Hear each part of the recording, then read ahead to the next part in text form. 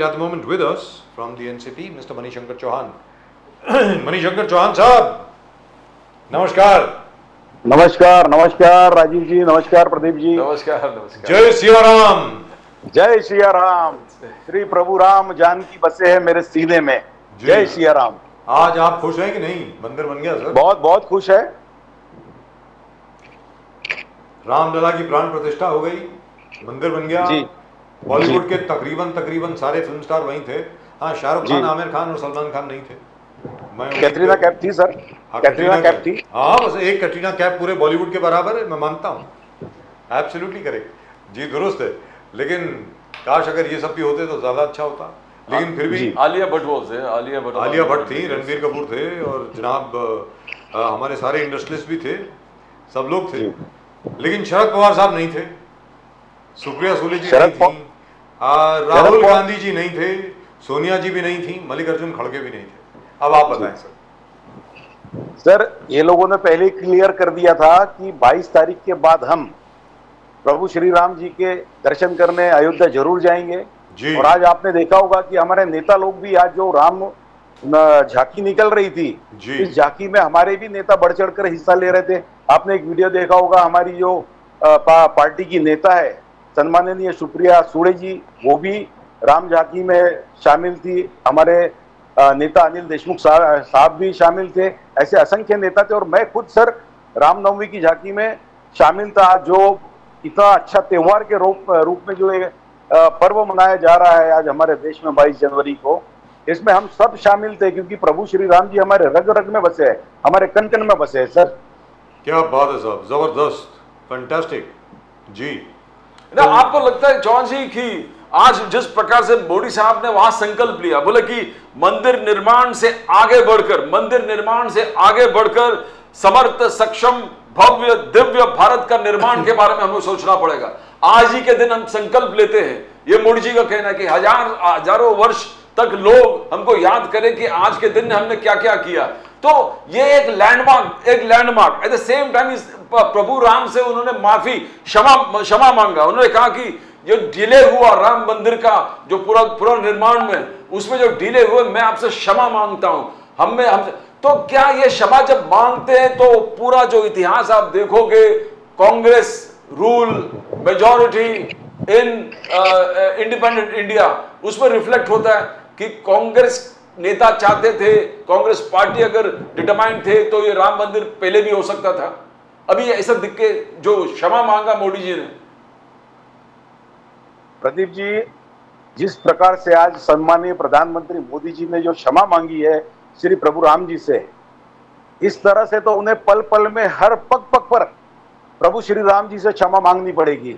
जिस तरह से निरंतर झूठ वो देश के सामने बोलते आए, देश की जनता के सामने बोलते आए, झूठे आश्वासन देते आए हैं, उससे तो प्रभु श्री राम जी से मोदी जी को पग पग पर, पल पल पर माफी मांगनी होगी। अभी आपको मैं बता देना चाहता हूं, राम मंदिर का जो ताला खुलवाया था वो किसने खुलवाया था?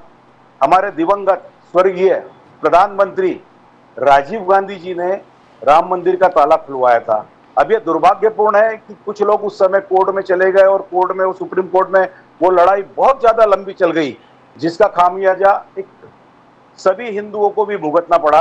अब आपको मैं बता देना चाहता हूं, प्रभु श्री राम जी की प्राण प्रतिष्ठा हो गई। आज एक बात हमारे सम्माननीय पंत प्रधान जी ने, प्रधानमंत्री जी ने बहुत अच्छी कही, प्रभु श्री राम जी टेंट में से निकालकर एक भव्य दिव्य महल में आ गए जी। अब इसी से मैं आपको एक वाकया सुनाऊंगा। अब मैं ये कहता हूं, प्रभु श्री राम जी मर्यादा पुरुषोत्तम श्री राम जी है, इस जग के विधाता है। वो जब जहां चाहे टेंट में रहे या महल में रहे, ये उनके ऊपर निर्भर करता है। वो लीलाधर है, जैसी लीला चाहे वो कर सकते हैं। अब एक वाकया सिर्फ मैं आपको बताना चाहता हूं। जब श्री राम जी राजा बने, उन्हें कहा कि अश्वमेघ करके पूरा आप एक अश्वमेघ चलाइए, सब तरफ पूरे जग में आपका जय जयकार होना चाहिए, और अगर जो उस समय अश्वमेघ आपका रोकता है तो उसे आपसे लड़ना पड़ेगा। अब प्रभु श्री राम जी तो जिस रावण को हरा सकते हैं, आप सोच सकते हो कि प्रभु रामचंद्र जी हर किसी को हरा सकते हैं, लेकिन उन्होंने आज के हमारे जो राजनेता है उनको एक सीख देने के लिए एक वाकया वहां पर निर्माण किया। वो वाकया मैं आपको सुनाना चाहता हूं। जब प्रभु श्री रामचंद्र जी का अश्वमेघ आगे बढ़ा तो किसी को भी ऐसा नहीं लगता था कि उस अश्वमेघ को कोई रोकने की हिमाकत करेगा या हिम्मत करेगा, लेकिन उस अश्वमेघ को रोकने का काम लव और कुश ने किया है। जी। लव और कुश को यह नहीं पता था कि हम जिसका अश्वमेघ रोक रहे हैं वो हमारे सम्मानीय पिताजी है। और प्रभु श्री राम जी को भी ज्ञात तो सब था, लेकिन वो अज्ञात हो रहे थे कि भाई लव और कुश मेरे बेटे हैं। तो आपको ज्ञात होना चाहिए कि इसी तरह अश्वमेघ को रोकने का काम लव और कुश ने किया था। आज ये जनता लव और कुश है, ये बात हमारे नेताओं को समझ जाना चाहिए। जनता जब मन में चाह लेगी, उन पे जब जब अन्याय होगा, उसी तरह प्रभु श्री राम जी का जिस तरह लव और कुश ने अश्वमेघ रोका था, उसी तरह ये जनता, इस देश के नेता, इस देश के राजा का भी अश्वमेघ रोक सकती है। इस बात को समझ जाना चाहिए। ये एक इंडिकेशन दिया था हमारे प्रभु श्री राम जी ने कि आप राजा हो तो आपको सबसे पहले प्रजा के बारे में सोचना चाहिए, प्रजा के दुख सुख के बारे में सोचना चाहिए। लेकिन हम प्रजा को साइड में रखकर अपने आप को माया मंडित कैसे किया जाता है उसकी तरफ में बढ़ रहे हैं, जो कि एक बहुत गलत बात है। आज जो प्रभु श्री राम जी की प्राण प्रतिष्ठा हुई, इससे मैं गदगद हूं, गौरवान्वित महसूस करता हूं। आज इसको समूचा देश एक त्योहार के तौर पे मना रहा है। क्यों? क्योंकि प्रभु श्री रामचंद्र जी की प्राण प्रतिष्ठा है। लेकिन चंद लोग ऐसे हैं जो इसको अपने चुनावी फायदे का रूप देकर प्रभु श्री राम जी का इस्तेमाल करने की एक कोशिश कर रहे हैं, जो कि सरासर गलत है। बट चौहान जी, योगी आदित्यनाथ जी ने उनका जवाब दिया, आपका जवाब दिया, बोले कि अगर आप कहते हैं कि we are politicising this entire thing, then you should understand that आपको करना चाहिए था, आप क्यों नहीं किया? यू आर सेइंग दैट हमने जुडिशरी को पुश किया, बोले मोदी जी हर चीज को, सिस्टम को पुश कर रहे थे, तो आप क्यों नहीं किया? आप इस चीज को, संकल्प को पूरा नहीं किया। तो वही मोदी जी का कहना है कि कांग्रेस ने लटकाया, मोदी जी ने पूरे हर चीज को सपना साकार किया, चाहे वो नारी शक्ति वंदन अधिनियम हो, अटल सेतु हो, राम मंदिर हो, जहां आप लोग कर नहीं पाए, डिले करते गए, डिले करते। योगी जी ने कहा कि आप ही करते, तुरंत कर लेते राम मंदिर का पुनर्निर्माण, आप पॉलिटिकल एडवांटेज ले लेते। तो ये कहां तक ठीक है कि कांग्रेस ने लटकाया, मोदी जी ने सपना पूरा किया? प्रदीप जी, मैं आपको बता देना चाहता हूं, ये हमारे देश का दुर्भाग्य है कि हमारी जो सर्वोच्च न्यायालय है, उच्च न्यायालय है, ऐसे मुद्दों को बहुत जल्दी न्याय नहीं दे पाती है, जिसकी वजह से ऐसे मुद्दे लटकते हैं। आपको पता होगा, राजीव गांधी जी ने सबसे पहले मंदिर के ताले खुलवाए, तो इसका अर्थ क्या था कि वो हिंदू लोगों की भावना को समझकर वो प्रभु श्री राम जी का सम्मान कर उस मंदिर का निर्माण करना चाहते थे। लेकिन कुछ लोग सुप्रीम कोर्ट में चले गए, जिसकी वजह से ये मामला प्रलंबित रह गया। और आपको हमारे देश की जो न्याय व्यवस्था है वो पता है, वो इमीडिएटली कोई भी डिसीजन नहीं लेती है। और इस डिसीजन मेकिंग को करते आज इतना समय लग गया है। ये बड़े खुशी की बात है कि देर आए दुरुस्त आए, लेकिन हमारी न्याय व्यवस्था ने, हमारे सर्वोच्च न्यायालय ने हमारे प्रभु श्री राम जी को न्याय दिया। ये बात दिगर है कि आज सत्ता में बीजेपी है, मोदी जी है, इसलिए उसका श्रेय मोदी जी और भाजपा को जाता है। अगर हम सत्ता में होते और अगर ये उच्च न्यायालय ने और सर्वोच्च न्यायालय ने इस तरह का निर्णय दिया होता, तो ये मंदिर का भव्य दिव्य निर्माण हमारे कार्यकाल में हो रहा होता। बट चौहान जी, राजीव गांधी जी के वक्त में भी अभी जिस प्रकार से एक न्यूज आ रहा है कि अरुण नेहरू जी ने उनको बोला था कि हमको चुनाव जीतना है तो राम मंदिर का निर्माण तो करना ही पड़ेगा, आर्टिकल 370 हमको करना पड़ेगा और uniform civil code has to be introduced. But कहीं ना कहीं Congress knew what it had to be done but never did it. तो why do you think that Modi could achieve this in his span of 9 years? 9 साल में article 370 abrogation भी कर दिया, राम मंदिर का पुनर्निर्माण भी कर दिया, और जितना बड़ा रिपोर्ट कार्ड है, surgical strike, Balakot strike, one nation one tag one law, one nation one tax, नारी शक्ति वंदन अधिनियम, तो वन रैंक वन पेंशन, जितना आप देखोगे दिखता है, we can see that achievement is there in 9 years। तो वेयर डिड द कांग्रेस, कहां पर रुक गई उनकी गाड़ी? Where do you think the decision to work. Sir, Congress की गाड़ी रुक गई सर्वोच्च न्यायालय में। सर्वोच्च न्यायालय में ये मामला प्रलंबित था और ऐसी कई पिटीशन इसमें फाइल हो रही थी, जिसकी वजह से ये मामला और ज्यादा डिले होता जा रहा था। अब ये नहीं है कि आप ये नहीं कह सकते कि कांग्रेस ने इसके बारे में प्रयत्न नहीं किया या प्रयास नहीं किया।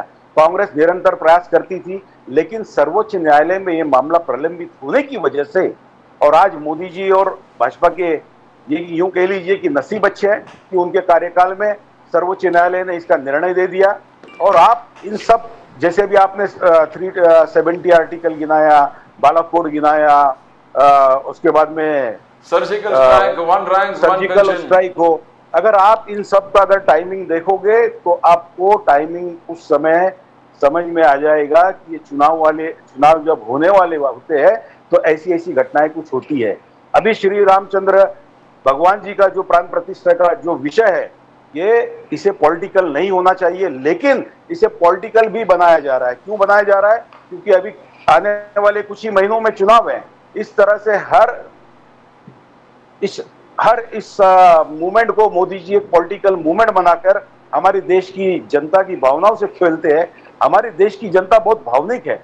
मैंने आपको उस दिन भी कहा था, हमारी देश की जनता इतनी भावनिक है, मैं आपको चैलेंज के साथ कहता हूं, आप अभी अगर रास्ते पे जाएंगे, एक पत्थर को भी आप सिंदूर लगाइए, उसकी प्राण प्रतिष्ठा कीजिए, अगरबत्तियां लगाइए, नारियल फोड़िए, और आप देखिए वहां पर उसको जय जयकार करने के लिए, नतमस्तक करने के लिए हमारी जनता आगे हो जाएगी। क्योंकि मनीष चौहान साहब, ये आपने पहले भी कहा था, इसमें कोई दो राय नहीं है कि हर जगह पर उनका ये वो धरती है जहां पर पत्थर भी पूजे जाते हैं जी, ये वो धरती है। To paraphrase an old song from Manoj Kumar movie Purv aur पश्चिम में, बहुत खूबसूरत गाना है। मैं आपसे जानना चाहता हूं सर कि are you happy with the guest list? जो गेस्ट वहां पर बुलाए गए थे, आर यू हैप्पी? अयोध्या में जो गेस्ट दिख रहे थे, सारे सब इंडस्ट्रियलिस्ट थे, सारे सेलिब्रिटीज थे, क्रिकेटर्स थे, फिल्म स्टार्स थे, मतलब आज कार सेवक के फैमिलीज को भी बुलाया था जी, बुलाया था, लेकिन कैमरा इन्हीं पर था, उन पर नहीं था सर। हाँ सर, लेकिन आज एक बात तो सत्य साबित कर दी है सम्माननीय प्रधानमंत्री जी ने और ये आयोजकों ने, कि इस देश में जिसका ओहदा जितना बड़ा है वो इस देश के लिए उतना इम्पोर्टेंट है। आम जनता की कोई वैल्यू नहीं है। आम जनता को क्यों नहीं बुलाया गया? सिर्फ वीवीआईपी लोगों को, जिनसे कुछ फायदा, पॉलिटिकल फायदा बीजेपी को हो सकता था, ऐसे लोगों को बुलाया गया। नहीं, जो गरीब राम भक्त हैं बेचारे, जो गरीब राम भक्त हैं, हम जैसे लोग जो हैं, आप जैसे लोग जो हैं, बाकी सारे वो हमारे बिल्डिंग में और हमारे मोहल्ले की सड़कों पे सर जय जय श्री राम कह रहे हैं और झांकी निकाल रहे हैं। मेरा ये कहना है कि वो तो नहीं दिखे वहां पे, कोई दलित मुझे नहीं दिखा वहां पे। दलित और आदिवासी कितने थे वहां पे? वो उन्होंने माँ शबरी का नाम लिया, लेकिन शबरी के जो वंशज थे उनसे भी बात करी थी गुजरात में उन्होंने, और उसके बाद जाकर के नाशी में पंचवटी पर भी गए थे। लेकिन आदिवासी कितने आपको दिखे वहां पे? मुझे हो सकता है कि मुझसे मिस हो गए हो सर, मुझे मालूम नहीं है, आपको दिखे क्या? सर मैं मानता हूं होंगे सब, लेकिन हमारे प्रधानमंत्री जी चाहेंगे जिसको दिखाना उसी को वो दिखा सकते हैं। अभी उनके ऊपर से कैमरा ही नहीं हटता है तो दूसरे लोग किधर से दिखेंगे? इतने बड़े बड़े लोग दिखे ना, अमिताभ बच्चन दिखे वहां पे, रणबीर कपूर, आलिया भट्ट, हेमा मालिनी के क्या नाम है उनका, कटरीना कैफ, कंगना रनौत, सब दिखे। हेमा मालिनी का चलिए बनता, वो तो एमपी हैं सर। वो कैसे दिखे? जैसे कैमरा ऐसा पैन करता है ना फिल्म में, जैसे वो आप देखते हो कि क्राउड को दिखाना होता है उनको, और एक कैमरा ऐसा पैन करके ऐसा जाता है, एक क्षण के लिए आप दिखते हो, लेकिन पूरा क्षण, पूरा इवेंट तक, वो पूरा प्राण प्रतिष्ठा का जो समापन होने तक सम्माननीय प्रधानमंत्री जी सिर्फ और सिर्फ मोदी जी ही दिखाई दिए। एक बात मैं आज यहाँ उपस्थित करना चाहूंगा, बहुत दिन से मेरे मन में ये बात उभर कर आती थी। आपने कहा आर्टिकल 370, बहुत अच्छी बात है, आर्टिकल 370 हटा दी। जिस तरह से जम्मू कश्मीर के लोगों को और पंडितों को, हमारे जो जम्मू के पंडित है, कश्मीरी पंडित है, उनको न्याय देने की भावना से 370 जिस तरह से हटाई गई है, मैं आज आपके चैनल के माध्यम से हमारे देश के प्रधानमंत्री सम्माननीय नरेंद्र मोदी साहब जी से एक गुजारिश करूंगा, जिस तरह से आपने आर्टिकल 370 हटाई है, इसी तरह से हमारे देश के जो गरीब आदिवासी है उनको भी न्याय दे दीजिए। आपको ज्ञात होगा सर, उनके पास में लैंड बहुत है, ऐसा नहीं है। आज आप देखिए हमारे देश का आदिवासी गरीब क्यों है? जमीनें तो बहुत है, वो चाहकर भी गैर आदिवासी को वो जमीनें बेच नहीं सकता। ये वाला भी कानून आप पास कर दीजिए ताकि हमारे जो आदिवासी है कम से कम वो जमीन बेचकर तो कम से कम महलों में आ जाएंगे, कुछ अच्छे रोजगार निर्माण करेंगे इस देश के लोगों के लिए भी। इतनी मेरी आप उनसे हाथ जोड़कर विनती है। जी, मोदी जी का कहना है कि देखो आप बड़े बड़े सपने देखो, आप बड़े बड़े सपने देखो, आपके सपने मोदी जी का संकल्प है, आपके सपने मोदी जी का संकल्प है। तो इंडस्ट्रियलिस्ट को उन्होंने कहा कि बड़े बड़े सपने देखो, आपके सपने मेरा संकल्प है। कल परसों उन्होंने आम जनसभा में कहा है कि आप सबको बड़े सपने देखने का अधिकार है, आप देखिए और वो मेरा संकल्प होगा। तो इस प्रकार से गरीबों को प्रोत्साहित करना मोदी जी। आज ही 2 दिन पहले महाराष्ट्र में आए थे तो 15,000 घर सोलापुर में, 15,000 houses for the unorganised sector, जो गरीब से गरीब अनऑर्गेनाइज लेबरर्स है उनके लिए। आज उन्होंने डिक्लेयर कर दिया 1 करोड़ गरीबों के घर के ऊपर सोलर पैनल्स लगाएंगे, जो सूर्योदय स्कीम है, प्राइम मिनिस्टर सूर्योदय स्कीम्स, और उस वजह से उनको कम से कम इलेक्ट्रिक बिल्स आ जाएंगे। तो क्या, और गरीब कल्याण योजनाएं तो आपने सुने होंगे, 80 करोड़ लोगों को फ्री राशन, हर घर नल से जल, हर घर में शौचालय, आयुष्मान, उज्ज्वला। तो ये रिपोर्ट कार्ड कैसे आप नकार सकते हो? How can you say no, nothing has been done? Chauhan साहब, सर ये आश्वासन सिर्फ उसी आश्वासन की तरह है जैसा हमारे देश के सम्माननीय प्रधानमंत्री मोदी जी ने कहा था, मैं 15 लाख रुपए दिलाऊंगा, हर किसी के खाते में 15 लाख रुपए दूंगा। सर कभी नहीं बोला था सर, नहीं बोला सर, नहीं बोला था सर, नहीं बोला। वो पुरानी स्पीच सुन लो सर, उन्होंने ये कहा था कि यार देखो जितना ब्लैक मनी स्विस बैंक्स में है, बाकी अन्य विदेशी बैंकों में है, अगर भारत में आ जाए तो हर एक के खाते में 15 लाख आ सकते हैं, ऐसा उन्होंने कहा था। अगर आ जाए, अगर वहां क्वेश्चन मार्क आ गया, अगर और मगर में बहुत सारी चीजें हो जाती है सर। वही तो है, हर जगह पर यही होता है। अब क्या होता है? और ये तो कहा ठीक है, 15 लाख की बात कर दी उन्होंने, और उन्होंने ये भी कहा था हर साल मैं 2 करोड़ नौकरियां दूंगा। ये कहा भी क्या हुआ सर? ये कहा था ना। और किसानों की आय दुगनी हो जाएगी, ये भी कहा। जी। और ये 15 लाख का जो मसला है, ये हमारे सम्मानित गृह मंत्री जी अमित शाह जी ने कहा था, वो तो चुनावी जुमला था जी। ये शायद हो सकता है ये जो वादे किए जा रहे हैं, ये जो वादे किए जा रहे हैं, ये भी एक चुनावी जुमले है। अभी चुनाव को अभी जुम्मे अभी कुछ ही महीने बचे हैं। और लेकिन एक बात मोदी जी ने आज बहुत अच्छी कही, उससे तो मैं चाहता हूं कि उनके जो सेकंड नंबर की जो लाइन है, उनकी जो पीढ़ी है भाजपा में, उन्हें खुश हो जाना चाहिए। उन्होंने कहा बड़े बड़े सपने देखने चाहिए। तो मुझे पता है सर, भाजपा में ऐसे भी कई लोग हैं जो सपना देख रहे हैं कि मोदी जी की कुर्सी को हम हासिल कर ले। इसमें आपको प्रमुखता से जो नाम है वो पता ही होंगे कि कौन कौन ये सपना लेकर बैठे हुए हैं, और उस सपने को बिगाड़ने के लिए सब एक दूसरे की टांग खींचने में तुले लगे पड़े हैं।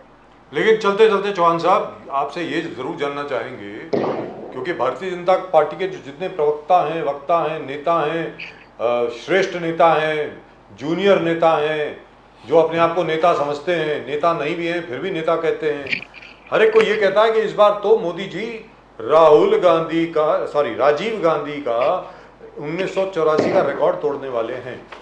419 सीट आई थी, इस बार मोदी जी को 450 के करीब सीटें आ जाएंगी, सिर्फ बीजेपी को, और एनडीए को तो 500 से ज्यादा। सर भूलने में जा क्या जाता है हमारा, मैं आपको एक बात बोलना चाहता हूं, जिस दिन से अगर हमारे देश पे बोलने पे टैक्स लग जाएगा ना, हमारा देश सबसे अमीर हो जाएगा जी। हमारे देश का दुर्भाग्य है, यहाँ बोलने और सुनने में पैसे नहीं लगते हैं। जिस दिन से अगर ये टैक्स लगाना आप शुरू कर दोगे ना, तो इस तरह के जो बोल बच्चन वाली बातें जो अभी भाजपा के लोग करते हैं, वो इसके आगे नहीं करेंगे, क्योंकि तो उनको पता है आज मुझे इतने वर्ड बोलने हैं, नहीं तो टैक्स लग जाएगा। ये वाला टैक्स मोदी जी ने लाना चाहिए, लेकिन वो क्यों नहीं लाएंगे? क्योंकि वो खुद इतना ज्यादा बोलते हैं कि उन्हें पता है कि मुझे ही सबसे ज्यादा टैक्स भरना पड़ेगा। लेकिन एक चीज तो माननी पड़ेगी सर, भले ही आप जो मर्जी कह लें कि राजीव गांधी जी के वक्त फैजाबाद के डिस्ट्रिक्ट मजिस्ट्रेट के ऑर्डर्स के तहत खन्ना साहब जो थे उनके ऑर्डर्स के तहत दर किवाड़ खोले गए। 1989 में बूटा सिंह जी के प्रेरणा से शिलान्यास किया गया, भूमि पूजन किया गया, लेकिन मंदिर तो बना मोदी जी के प्रयत्नों की वजह से, इसमें तो कोई दो राय नहीं है।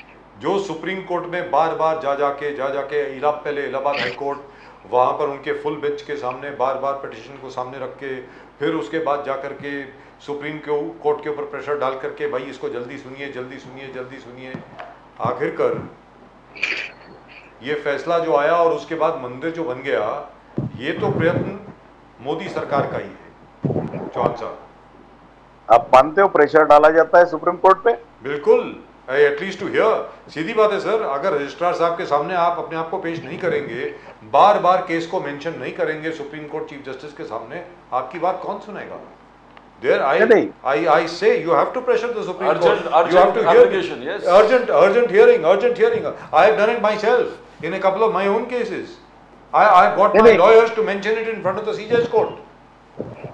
सर, ये बात आपकी बिल्कुल सही है कि अर्जेंट मैटर सुने जाने चाहिए जी। ये इतना सेंसिटिव इशू है कि उस समय जो भी सरकार होगी, अभी सिर्फ ऐसा नहीं है कि सिर्फ कांग्रेस की सरकार थी, उसमें वीपी सिंह जी की भी सरकार थी, अटल बिहारी वाजपेयी जी की भी सरकार थी, उसके बाद में देवेगौड़ा साहब की भी सरकार थी, के गुजराल साहब की भी सरकार थी।